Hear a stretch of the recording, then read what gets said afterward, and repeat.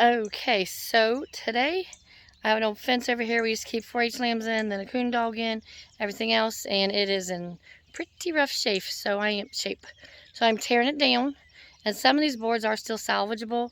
Posts, absolutely not. But I'm going to save those up, the good ones, I can for making the strawberry bed that I need to build, hopefully get to later on today. As you can see, I got the front piece off.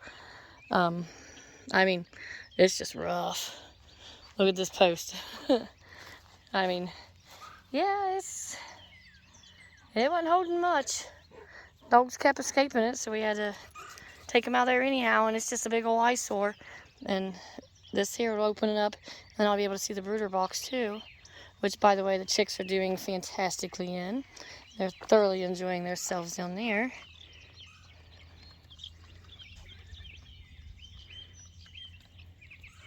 But back to tearing down this big old beastie eyesore. Okay, you can see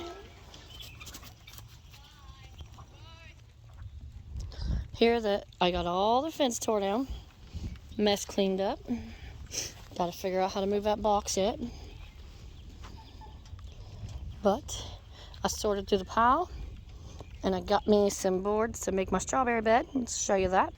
All right, so anyhow, it's 8 foot by 3 foot, about 18 inches high.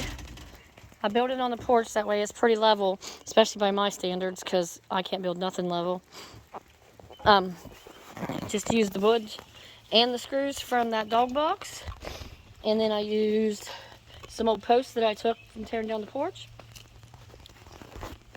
And we're fixing to move it to its new location, where I'm going to put in the ever-bearing strawberries that I've got waiting on me.